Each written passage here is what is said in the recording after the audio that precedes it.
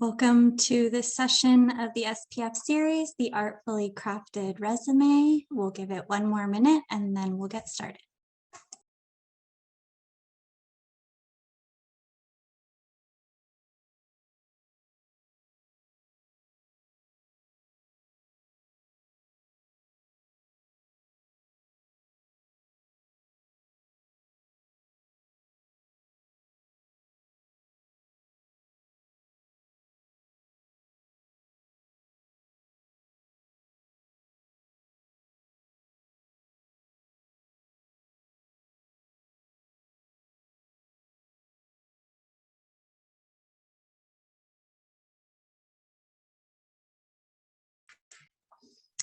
Okay, well, thank you for joining us today on your lunch hour with IIDA Southern California and our SPF 60 series. Today's session is the Artfully Crafted Resume, which is a panel discussion I'm very excited about.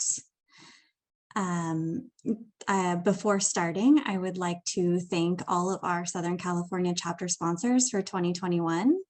Our patrons, donors, friends, and design partners. Without you, we couldn't do events like this, so thank you.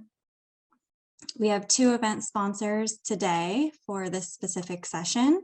First, Think Office Interiors. Think Office Interior is a boutique furniture dealership in San Diego. They like to say that they live outside the box, allowing them to create exciting spaces that both inspire people and provide superior functionality to allow for efficient work habits. The thinkers believe that passion, creativity, fun, and inspiration are the quintessential elements of a good life, so they employ each in every project they create. Also, Wolf Gordon. Personalize your project with digital artwork from Wolf Gordon. They can print on a variety of substrates, including PVC-free options like wood veneer and acoustical wall covering. Choose from Mylar, vinyl embosses, window film, acrylic, or Rampart wall protection to best suit your project needs. Reach out to your local Wolf Gordon rep, either Alexis, Ann, or Krista, or check out the curated collection at wolfgordon.com. I will be your moderator for today's session. My name is Katie Toth. I am the current president of IIDA Southern California, live in San Diego, and work for a firm called Marmol Radziner up in Los Angeles. And the moderators for, the panelists for today include Crandon Gustafson, who is an NCARB and NCIDQ certified architect, interior designer, and educator, who has worked for Gensler and Perkins & Will, among other top-ranking companies. He served as chair of interior design at Harrington College of Design and a dean of interior architecture at Boston Architectural College prior to joining Design Institute of San Diego as faculty and advisor. We're also joined by Courtney Kirian, who is the co-owner and director of opportunities at Think Office Interiors, a boutique furniture dealership here in San Diego, and also co-sponsor of today's event. Courtney is also the VP of City Centers for our chapter of IIDA, where she has served for over 12 years in a variety of roles. As director of opportunities for Think, Courtney's primary role is business development and also fills the role as hiring manager for all positions. Last but not least, we're joined by Lisa O'Brien, who is a business intelligence analyst who holds a bachelor's degree in communications from UCLA and began her career in recruiting at Google, focused on resume review and hiring analytics. She has since transitioned into her current role in the real estate department, focusing on sustainability metrics. Lisa is a lead green associate and has worked on significant environmental initiatives at Google, including BIT building certification and success metrics for Google's internal green building standards. Thank you all for joining us today. Before we get started, I just wanted to remind everyone who's attending that you are more than welcome to fill in any questions or comments that you may have into the Q&A, and we can touch on those at the end of the session. And we encourage dialogue as well in the chat box throughout the session. Without further ado, we'll go ahead and get started. Thanks to all of you for joining us. It's nice to see your faces. Great to be here. We'll just dive right into it. So one of the first questions that people have when going to revise or start building their resume is what format should it be provided in? Should it be a paper? Should it be digital? Is there some other form that's new and out there? I'm happy to start with that one. I recently actually just hired for a position here at Think, so it's kind of fresh on my mind. When receiving the resumes, of course, that was better via PDF or JPEG in my email, but it was always a plus when they showed up to their interviews and they had a paper one handy. That's great. What about you, Lisa? Oh, go ahead, Crandon. Yeah. Great point. When you show up for the interview, do you have multiple copies of your paper resume with you? Good question. You don't know how many people are going to show up for that interview on the interview side, so be prepared. What are you saying, Lisa? Yeah. Yeah, I would echo what's already been said. The experience I have was mostly focused on the very first part, so before you ever have an interview. And in that stage, all of our applications were dealt entirely online, and in PDF format is the best. One thing I will say is that when you save your resume on your computer, make sure you're titling it first name, last name, resume, or last name, first name, resume, because in recruiting, when I download your resume, if it just shows up on my computer as resume, I'm never going to be able to find it again. So just make it easier on your recruiters and put your name in there. Some companies have systems where they'll actually store that information, but smaller, more boutique companies might not. So just keep that in mind. That's a really good point. And one of the other things that we've touched on a little bit is the fact that either PDF or something like that, one of my biggest pet peeves when I was looking through resumes was getting Word documents that just didn't feel like they were finished. They didn't go the extra step to finish it. I almost didn't even open them when they were just Word documents. That's a very interesting point. Yes. Well, and to go one step further, if working at Google, we don't have Microsoft Office on any of our work computers because they're our competitor. We exclusively use Google products. So I can't open a Word document. Please don't send me a Word document. That's fascinating. Wow. Wow. Incredible. Okay, well, now that we kind of have an idea of whether paper, digital, or a little bit of both, what about mission statements or objectives and whether or not to include our headshot? What about you, Crandon? I see you smiling. Oh, yeah. So I don't think a headshot is a good idea on a resume. It doesn't follow professional standards, and so it stands out in not necessarily a good way. If someone wants to find out what you look like, they can always go to LinkedIn. I'm interested in this one particular because we are seeing more headshots on resumes, and I'd like to hear what Courtney and Lisa think about this one. Yeah, I actually don't have an opinion either way about headshots. It doesn't kind of turn me off or turn me on, to be honest. So I think it kind of just depends on the quality of the headshot and how you utilize it, how much of the resume it kind of takes over, where it's placed, and kind of the meaning behind it. So I think if it's done in a tasteful way, it certainly doesn't take away from it. But I don't know that it really added anything for me when I saw resumes that had the headshots. So, I think to your point, Crandon, there might be people that are actually put off by it. So maybe for me, it was fine, but for somebody else, it might be something that's a little on the offensive side. So it might not be something that you risk doing if people are kind of put off by it. Yeah, I would agree with that, and just better to play it safe and not put one on there, especially because it's more likely to detract from your resume than it is to add anything to it. I guess I'll poke around in the mission statement question since we haven't covered that. I would say don't put one unless you have a unique mission statement or you're doing a career transition. Because if your mission statement, if it's really well crafted and set in a way that explicitly states your unique goal, then it can be really additive to your resume. But the reality is that most of the time they're not crafted that way, and they read more like, my goal is to get this job, which I already know that's your goal because you're applying to the job. So when it's done in that way, it actually just takes away space that you could be using to elaborate on your experience and tell me why you're qualified for the job. So I would really think hard about whether or not a mission statement is actually adding to your resume or whether it's taking away space that you could be used more productively. Yeah, totally agree with that.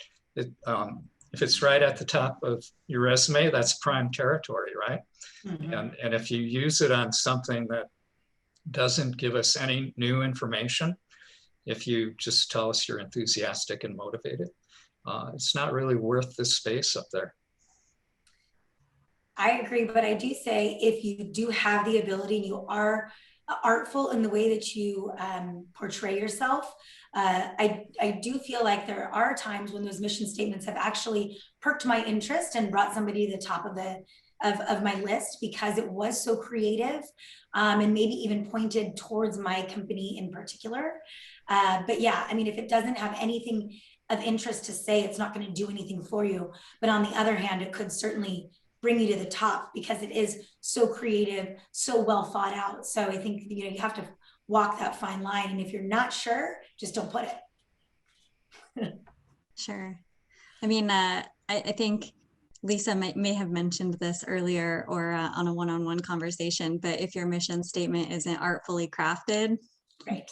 then don't include it. I think that's a great takeaway. This is a good question. The one that I've had also in the past, actually. Does it all need to fit on one page? Courtney? So I know that my opinion is a little different than both Brandon and Lisa, but personally, I was okay with a 2-page resume when I was looking through it, as long as what was put on that second page was something that was useful to me. I don't need to know that you worked at McDonald's when you got out of high school. I really don't need to know that. So if there's some really specifically interesting things that can add to your ability to do the job that I'm hiring for, or make you kind of give you a little bit of a competitive edge against somebody else, I'm happy to read 2 pages. If I'm reading 2 pages of every single job you've ever had, I don't think that it's worth it. So if you need that extra page to make yourself more sellable and you have a lot of information to share, I'm happy to read it. But again, it has to be pertinent.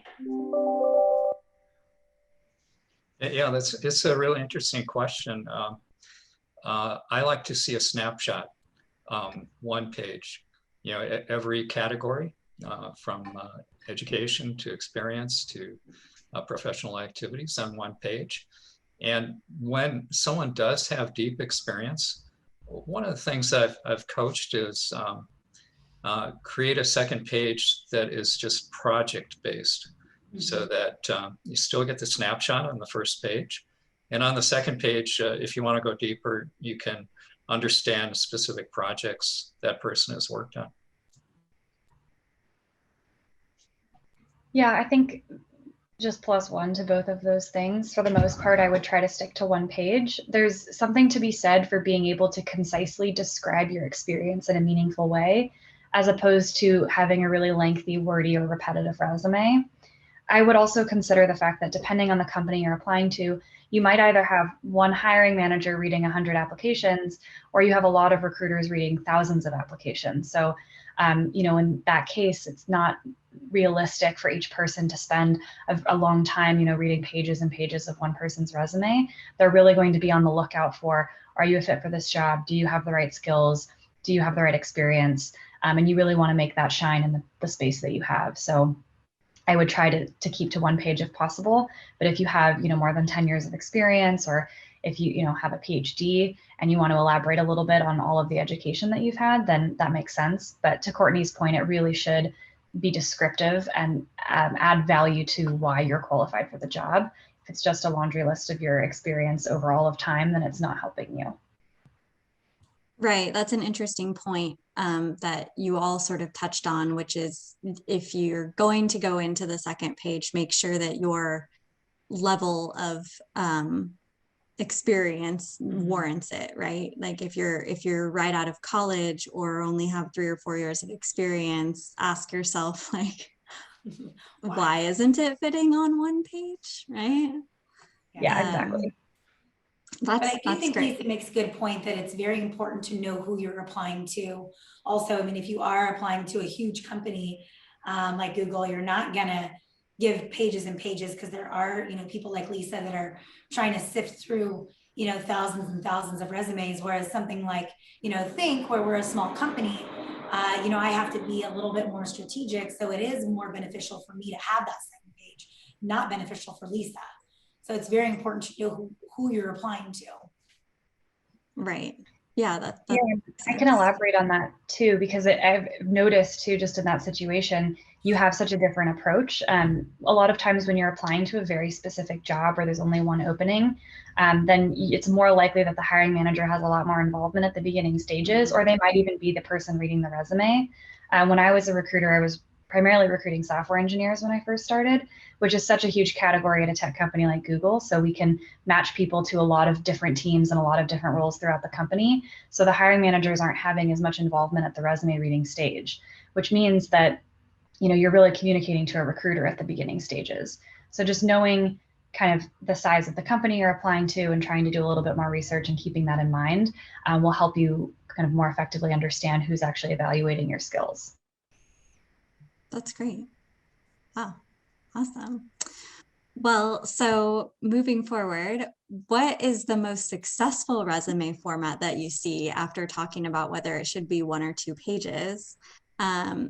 Has there been one thing that stood out to you in all of the resumes that the 3 of you have looked at of like, yeah, this is done really well, whether it's some sort of graphic scale of how well versed they are at a specific computer program, or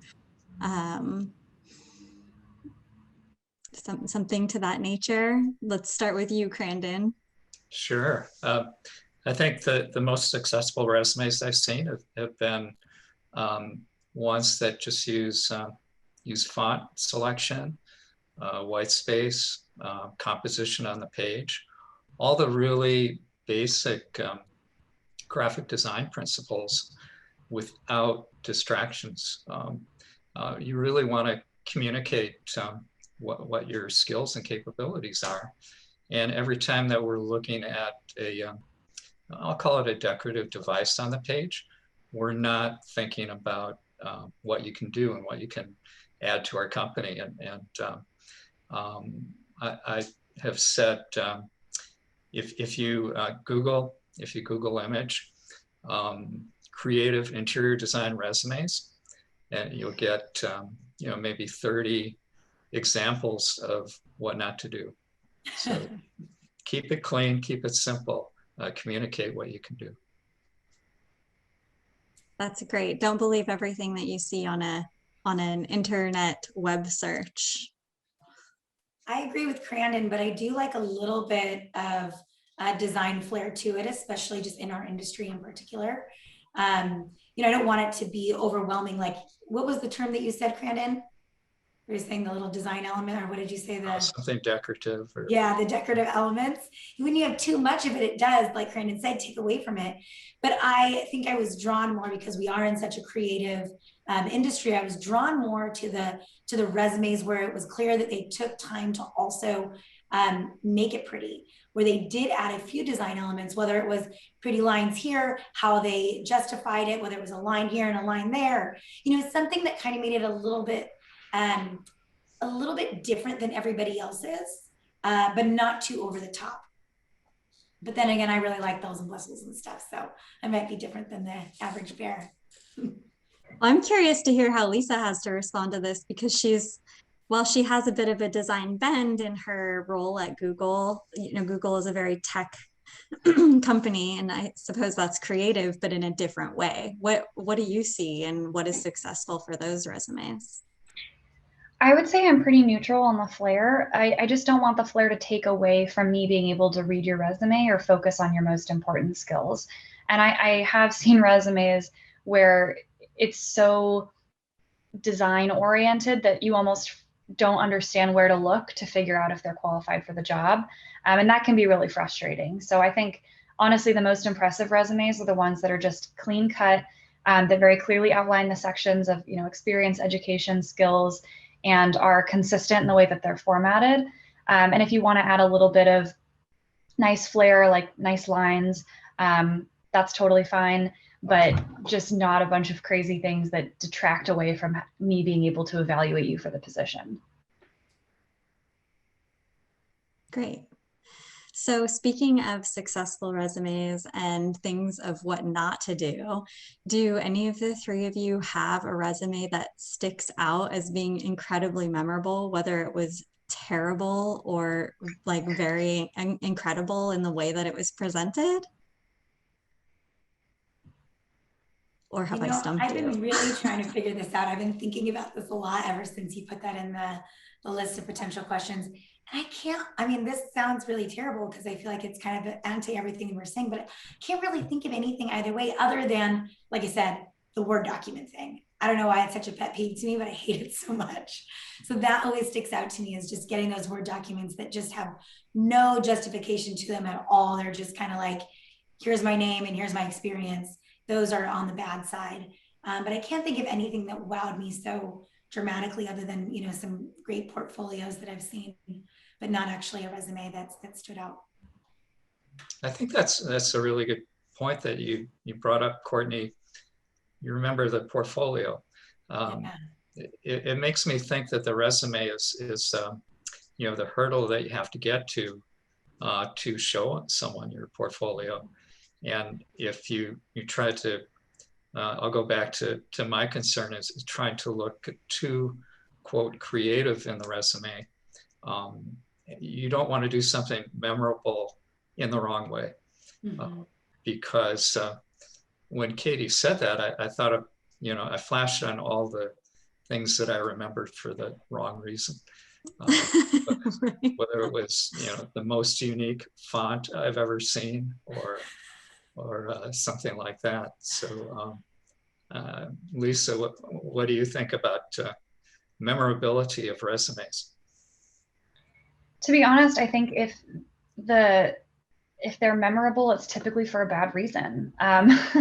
If your resume comes across as professional and clean and consistent, and you're skilled for the job, I'm going to move you forward, and then, out of sight, out of mind, but you're in the process. And that's where you want to be. You want to get to the interview stage. And the resume is really to get you to the point where you can have an interview and elaborate on your skills.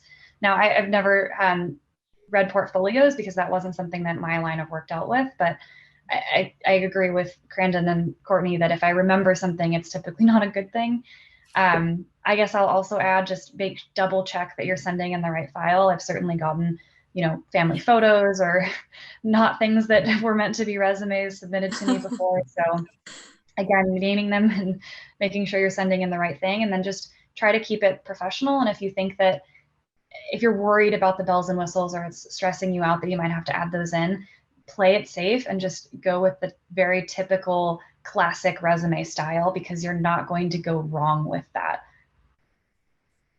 I was remembering from when we kind of had this original discussion together, one of the things that we talked about that I think is important to say is, make sure that you're proofreading before you're sending in, because a lot of people go in and they'll try to, put the company name in there, but they don't go back and change it to the correct company name. So you're receiving resumes that they're sending out to all these people with different companies than your own. And that, couldn't be more of a turnoff, if you tried. So definitely proofreading, making sure that you have the right hiring manager. If you know the hiring manager's name and you're putting it in there, make sure it's the right name and not somebody else's. And then the company name. So many resumes I've received were just these, blanket emails that they didn't end up changing the appropriate information or the job title. I'm applying for this job. That's not the job I'm hiring for. I don't know who you're talking to. So that's a big thing. And those are the things that you remember are the people that, made those pretty detrimental mistakes. I know, especially when you're looking for a job in times like right now, where there aren't a lot out there and you're just kind of applying for everything, it's easy to make those mistakes.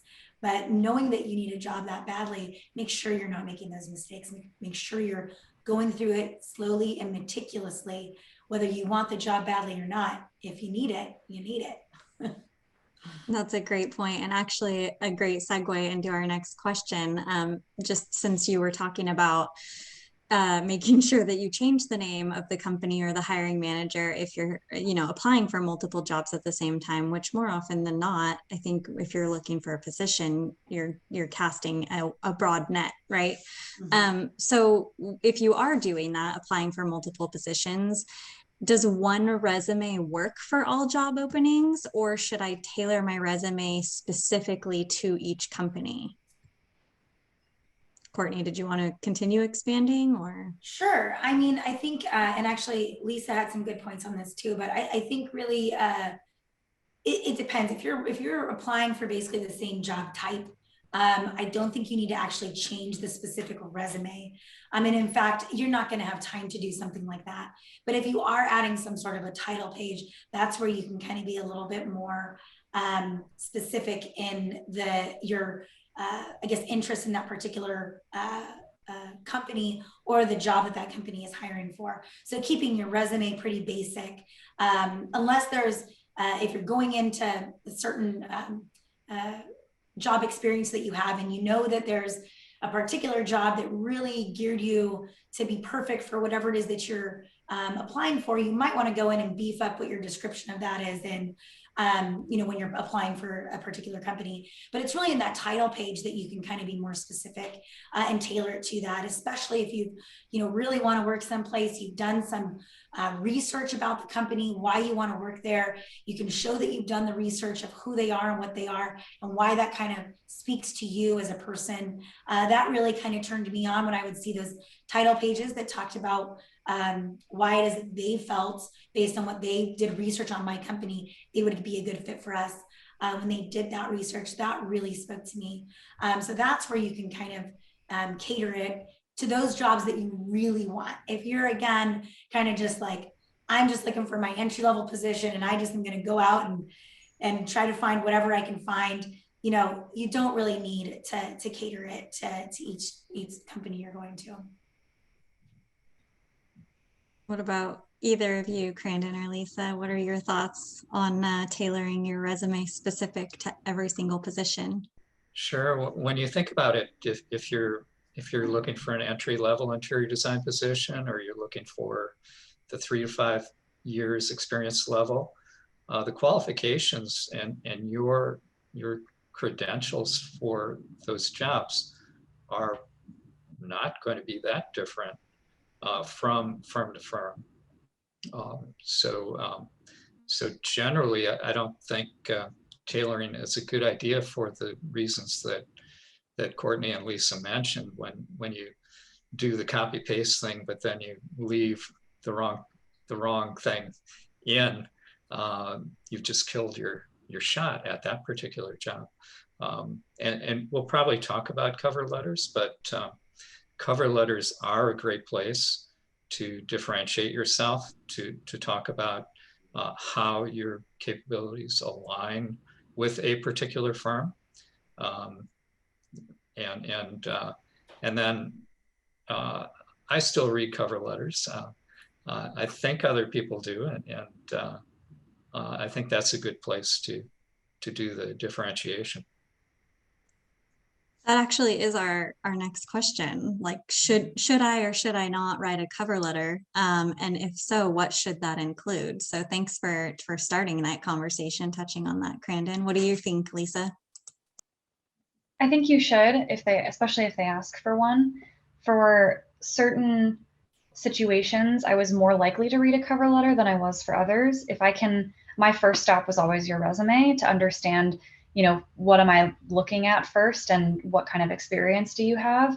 And for me, reasons that I would go back in and read your cover letter as a recruiter were if I noticed any major gaps in your resume and like gaps in employment, if I noticed that you're clearly transitioning from a different career path and kind of moving your way into this industry, then I would go back and look at your cover letter to see if you elaborate on some of those things. And typically, people will elaborate on them, and that helps me understand those gaps so I don't have to assume. And it really helps you show yourself in the best light possible.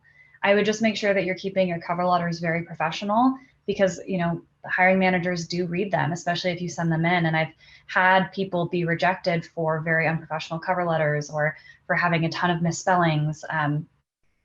because they were not submitting something that was relevant or professional in that setting. So right. Didn't you say that you had one where you passed the resume forward without having read the cover letter? Did you want to tell that story?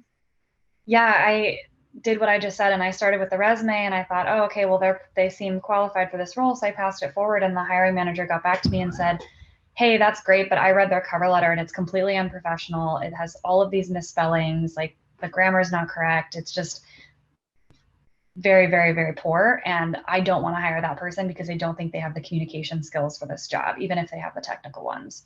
And I was like, oh my gosh, I can't believe I missed that. Now I'm kind of embarrassed. So sometimes it can be a huge red flag. Well, especially for a position where the hiring person is not explicitly asking for one, but you include it anyways. If you're going to do that, then make sure that it's the best, expressing the best version of yourself, right? Because weren't you saying that it's not usually asked at Google for cover letters?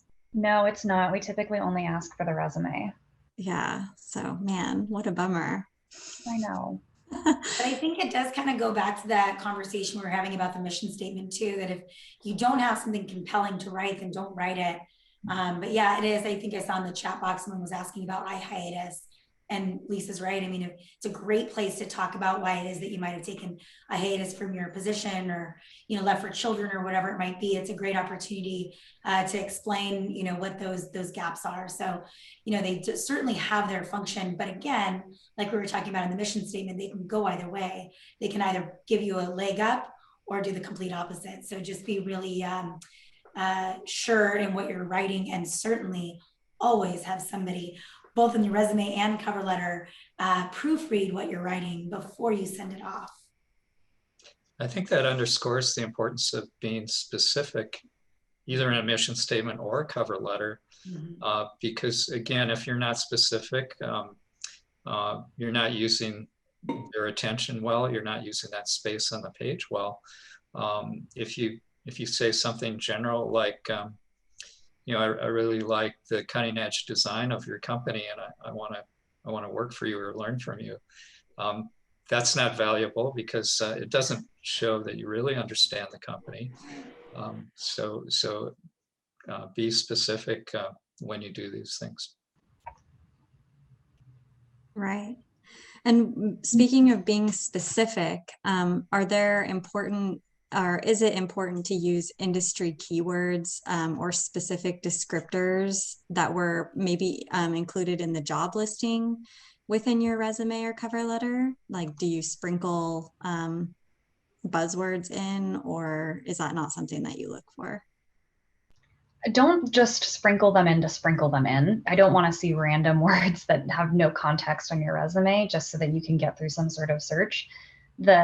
I have a lot of people who were surprised when I say that I started at Google reviewing resumes. They're like, don't AI machines do that? And I went, no, we're real people. We do read your resumes. And I can tell when you've just dropped things in there thinking that it's going to go through a machine, and it's not. So I would be very careful with that. That said, I mean, we do use keywords in the sense that there's certain skills that are often necessary to make you qualified for a job that I'm going to look for on your resume. And so if the job description talks about needing specific technical skills or having experience engaging with customers, then you should probably have your wording in your resume reflect those skills that are in the job description to the degree that it's actually relevant to your experience. Because again, if you're in the situation where a recruiter is reading your resume versus the hiring manager reading your resume, I mean, I was definitely trained in the skills that I was hiring for. So, I mean, I'm not completely knowledgeless about it. I have a good sense of my knowledge base there. But at the end of the day, I'm not actually a professional in that industry. And so a hiring manager is going to have a slightly more nuanced or keen eye in terms of the skills that they're looking for. And to that end, it's much more helpful if you can spell out why you're a fit for this job. And most of what I had to go on as a recruiter outside of the training sessions with the hiring manager would be the job description. So in that sense, I would say, yes, use some of the keywords, but it's more about how you're explaining your experience and how you're explaining what you've actually accomplished and the impact it had, and talking about the how, as opposed to just dropping in random words so that you can seem more qualified. it's almost the same rules for being a good conversationalist. Mhm. You want to show that you've heard what the other person said, and one of the ways to do that is to say back to them what they have asked for, and that you understand. Well said, Crandon, well said. Absolutely. Actually, one of the questions that came through the Q&A, sort of on topic with this, Lisa, you had mentioned, if your skills are relevant to the job opening, make sure you touch on it. How do you accurately convey the percentage of skill level, if you will? Like, oh, I'm an expert at G Suite versus I've never opened Word in my life, like what you were saying earlier. Don't send you a Word document, right? Or because it like if a graphic scale is provided, like a pie chart of your level of experience, that can be interpreted a little subjectively, right? Or is that okay to do?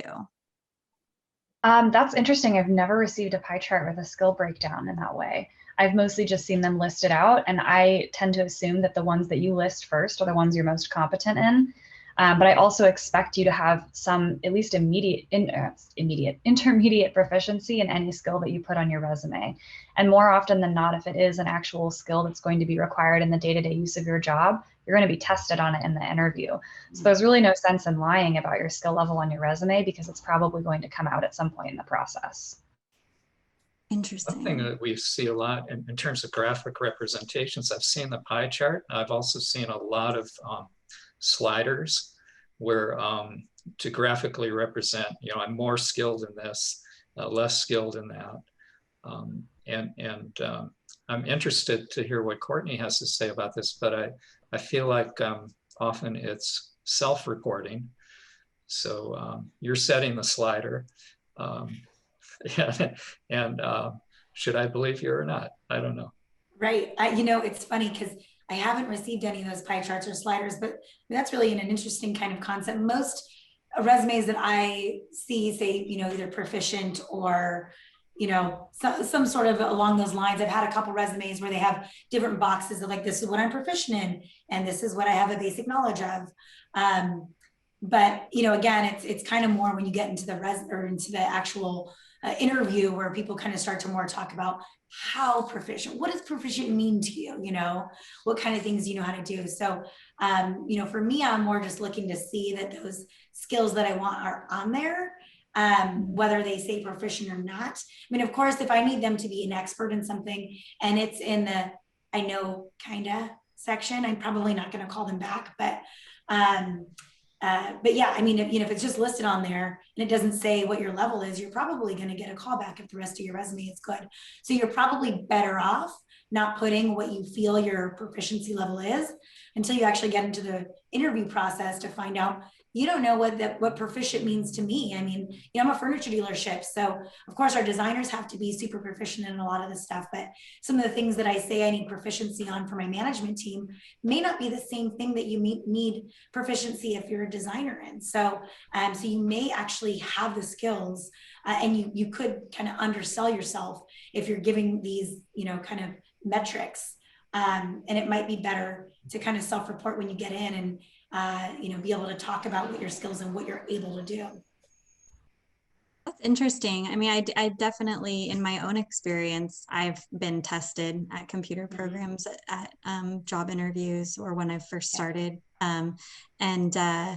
Yeah, so pretty fascinating stuff. And I like what Lisa, what you had to say about that you just assume that when people write out their skills that they're starting with the thing they know the most. And that makes perfect sense that we subconsciously would do that. So really interesting feedback. So how about references? Should a person include references voluntarily on a resume or cover letter? And if so, do you call them? Lisa? I didn't actually work in the stage of recruiting that would involve calling references. So from my end, it's not applicable. So I'm more curious to hear what Courtney and Crandon have to say. Okay. Crandon, why don't you start? Because you had some good thoughts on this when we were talking before. If I did, I forgot, but I say no references. And that's what you read most often in advice on resumes. And I agree with that, once you hit the send button, you don't know where your resume is going. And so if it's got your references on it, basically that's information that you want to control. It's great advice to call your references and warn them that they may be getting a call every time you give their name out. They really do want to know if they're going to be contacted. So it's important to kind of manage that information and not just put references on every resume. When you're asked for them, of course you give them. And more and more now, people are calling them. So I think 10 years ago, somebody hiring in interior design or architecture would kind of go on their instincts and their assessment of the person after an interview. But these days, everyone has to be accountable for hires. It's an important decision. So you want to make sure that if you're asked for somebody that didn't work out, oh, did you call their references? You want to be able to say yes. Yeah, absolutely. I agree. One of the things that Crandon had mentioned before that I hadn't really even thought of was from a safety standpoint, you're putting, these people's names and phone numbers and email addresses, and you don't know where some of these, a lot of times you're on Craigslist, maybe sending out resumes to random people. And here you are giving out, names, and that Crandon had said, even when you put your personal information at the top of your resume, maybe not to do that just in this kind of cyber. We're dealing with all kinds of cyber stuff at our company right now, so I'm a little sensitive to it, but a lot of cyber thievery. So you probably don't want to do it even just from a safety standpoint. But also, like Crandon said, they might actually get a call, and if they're not prepared for it, it could catch them off guard. Maybe they don't call them back, and then that's going to make you look badly. So if you put on there, references by request, then you have that opportunity to call your references and let them know, hey, I just gave your name to this person and they're going to be calling you. So they can kind of also prepare what they want to say about you. I would say the only time I've called references is when it's really a struggle for me to decide between two candidates. And that's kind of the last way for me to kind of get there. But more and more, like Crandon said, I have been calling references because there have been times where we've kind of been a little bit, I don't want to say burned, but where, in the interview, you sell yourself really well. And then, 2 months into their job, we're thinking, they definitely do not have the skill level that they, kind of portrayed in their interviews. So I have been calling references, but really, of course, at the employees' permission, calling their past managers, because I've been a reference before to friends and given stellar references to people that probably didn't need or deserve stellar references. So I struggle with references sometimes because you never know what their relationship is. And I kind of want to know what their past managers are. Luckily in our industry, it is kind of small, especially in San Diego. So a lot of times I'm able to kind of ask around the industry to see if people know about that person. So for me, references are a little disingenuous, but certainly if you're gonna have a reference, make sure they know that they're going to be called and what it is that you want them to portray about you. Yeah, I think that's a great point, Courtney. Maybe not just throw somebody's name on there because you think they'd be a good reference, like run it by them and see if that's something that they would be willing to do. Because I mean, there have been times that I was told that I was put as somebody's reference and the person who referred me what like I didn't know. And so you're just like, well, and you don't want to communicate to the person calling you that you have no idea what they're talking about, right?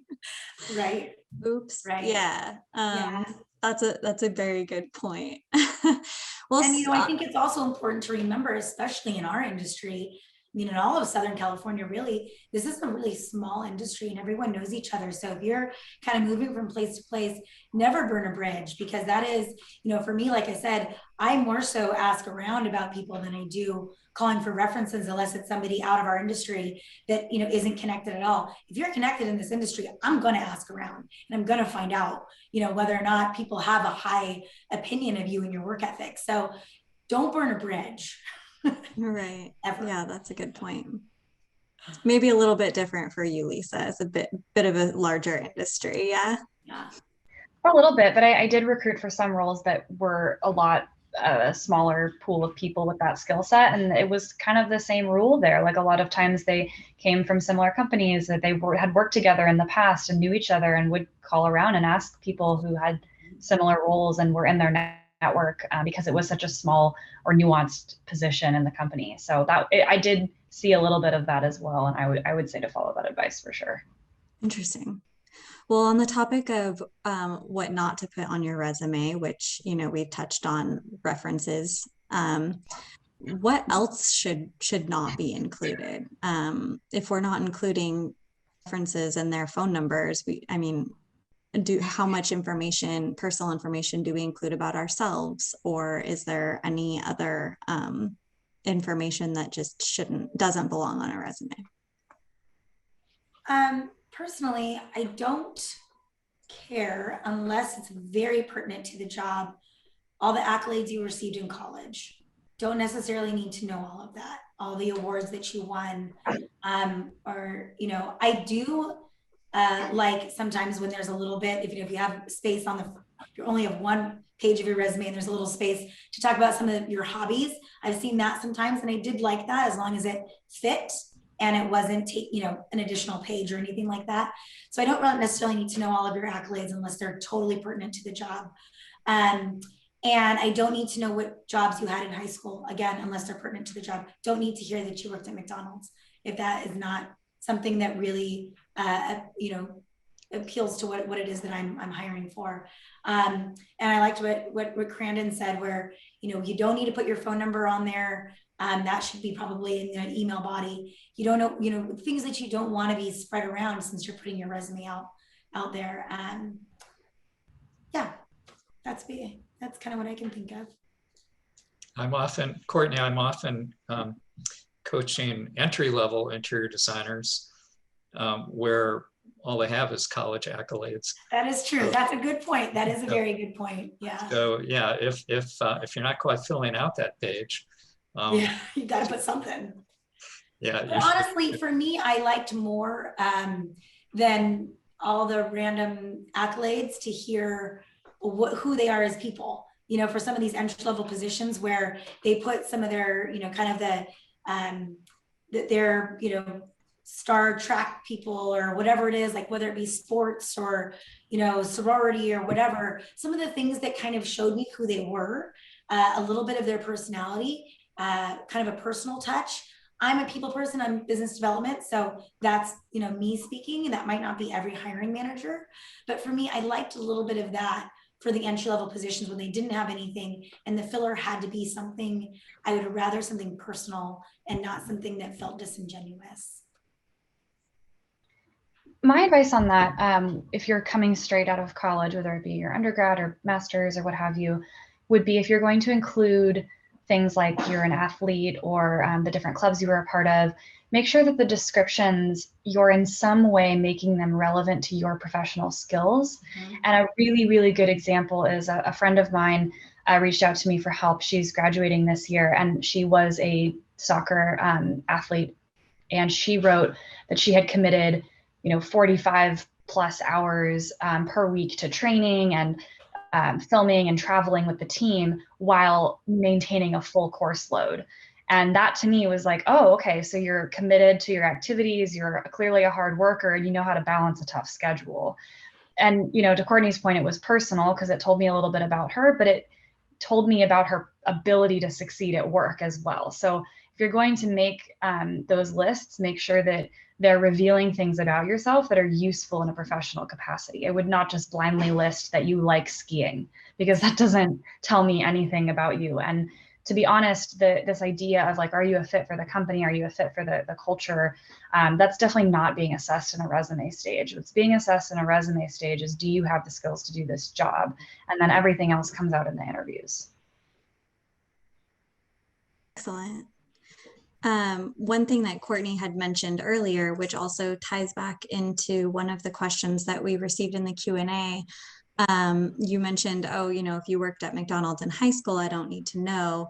And I believe on a previous call with you, one of you made a really interesting comment that maybe to not include the experience that doesn't apply, right? But instead, the experience that you do have to really take the space on your resume to expand on it. Right. Is that ringing a bell? I can't remember who mentioned that. We all, I don't know. I think we all kind of. That might have been me. And I think this was in relevance to career transitions. So Right. a lot of times if you're transitioning a career, you obviously have a lot of experience in another area, which may not feel relevant to the job you're applying to. And it can be really stressful to think like, okay, well, do I list all of my accomplishments from before? Are they going to look at that? And what I would say is that it's certainly not frowned upon, and you should put that you are working before this. Again, your cover letter is a good opportunity to explain why you're transitioning careers, what motivated you to do so, and like really bring out your passion for why you're trying to do this. And I can't speak for every hiring manager, but I know as a career transition person myself, moving from HR into data analysis, my current manager said that was one of the reasons that he hired me, is he'd rather have someone who was passionate and curious and willing to work hard. And even if he had to train me a little bit more.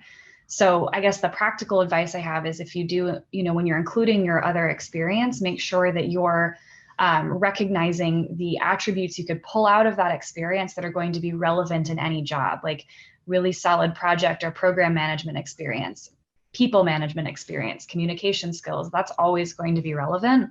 And if you're currently in a job and you're trying to transition, then think about the ways in which you can take on projects or volunteer positions, or tailor bits of your current role to get skills that would be relevant for your next job.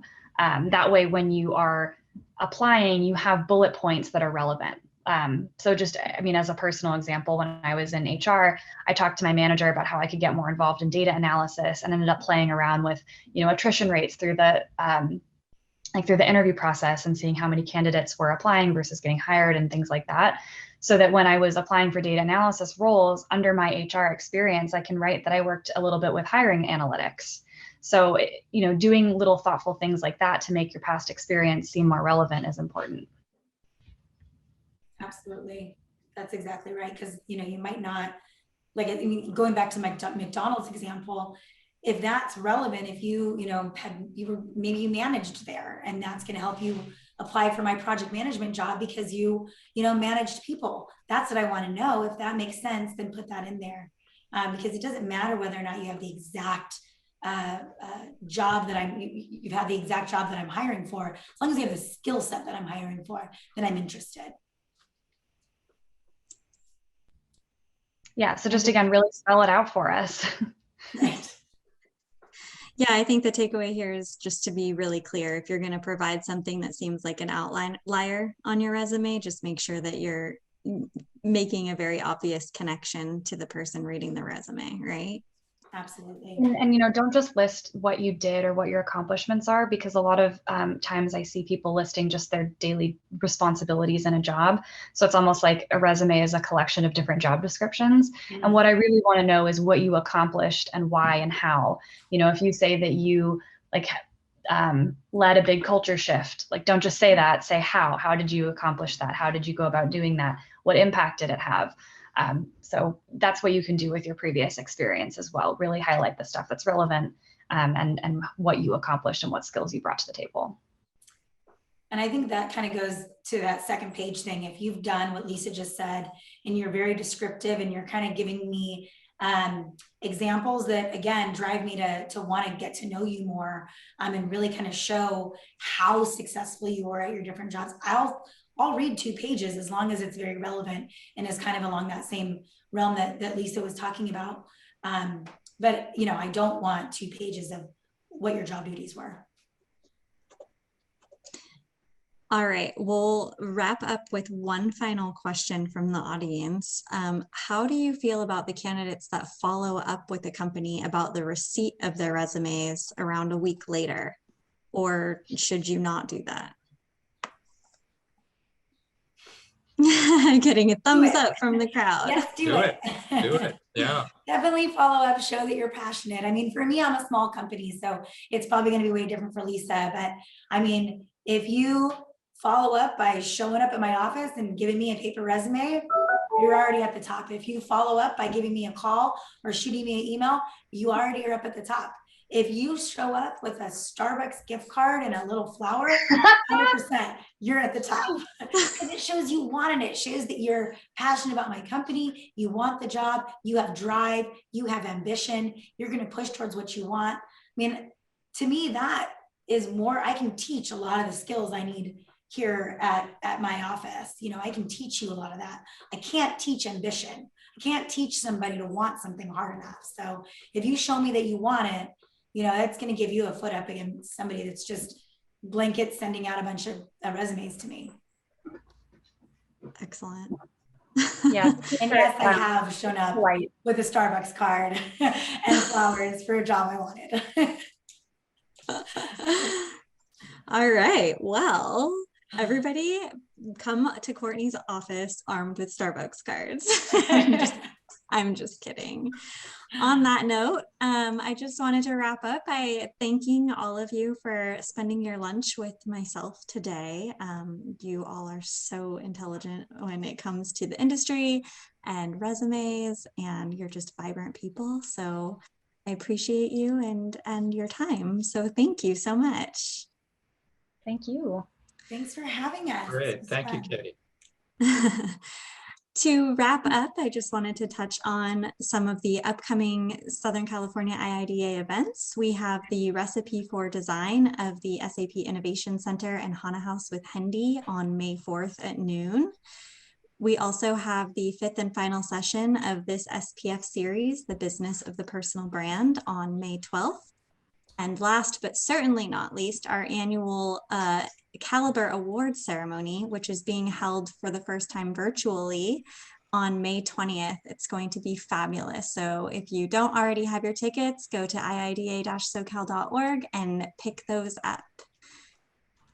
All right. Thanks so much to everybody. Have a wonderful day. Thanks, everyone. Bye. Best of luck.